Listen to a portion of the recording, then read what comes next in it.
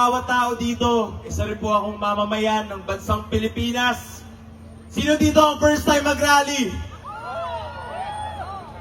Madami. Sino dito ang nagbabayad ng buwis? Halos lahat. Congrats sa inyo. Sino dito ang may-ari ng mga luxury cars? Wala ba? O nakakapag-travel sa iba't ibang bansa linggo-linggo? Meron ba dito? Sinong may mansyon dito? Naku, bakit sila meron? Diba? Lahat tayo kumakayod, nagtatrabaho ng desente, halos magbuwis buhay para makapagbayad lang ng buwis. Tapos lahat ng pinaghihirapan natin, ano nangyayari? Binubulsa lang.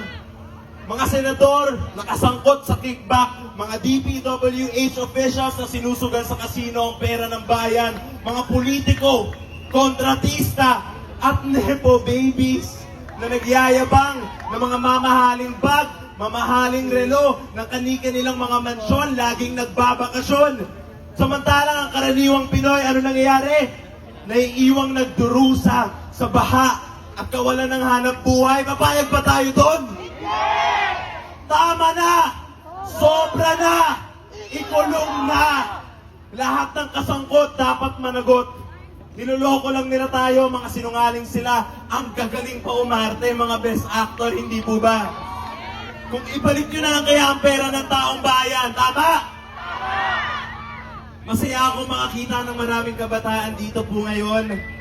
At marami pang mga mas nakakatanda na patuloy lang lumalaban kahit medyo paulit-ulit na lang dito sa bansa natin. Pero paulit-ulit din nating napatunayan na kaya nating talunin ang kasakiman ng mga nakaupo, ng lahat ng abusado. Nagawa na natin yan nung EDSA, Martial Law, EDSA 1, EDSA 2, nagawa na natin yan. Karapatan natin ang maningil, humingi ng sagot. Karapatan natin maghimagsik. Huwag kayong matakot.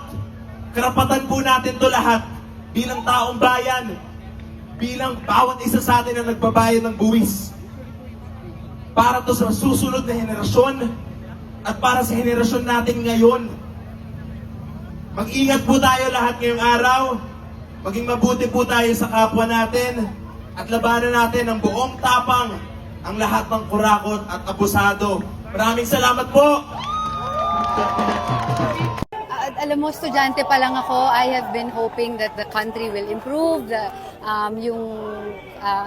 kalagayan ng mga tao, lahat not everybody, lahat ng Pilipino, sana maging mas mabuti, di ba? Kaya lang hindi nangyayari yon and palala siya ng palala throughout the years. So now, how many, 30-something years after, ganito pa rin. Actually, even worse. So, I think that it's time for all of us to really say something. And I hope that this today will matter. And I hope it creates a dent, at least, at the very least. So, if this doesn't create any change now, I hope that in the future it does. I hope that this starts a change somehow, people will see that other people are actually concerned. Because for so long, we think na wala na, kanya-kanya na lang tayo, basta nagsusurvive family mo, okay ka na. But now, we really need to move as one people. So sana, other people will hear, other people will see, and other people will follow. Yan, salamat!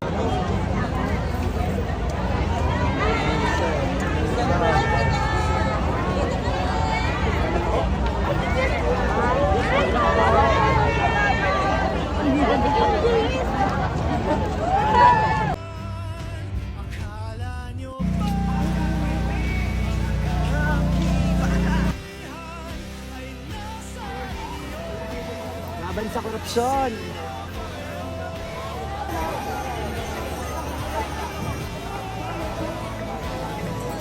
They're part of history. Sino ba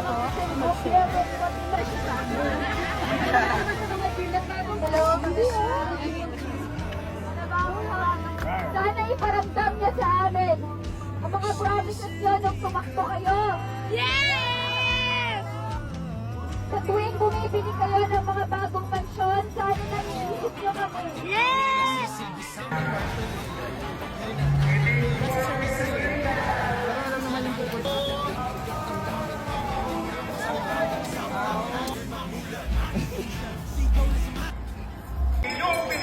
Pilipinong pagod na.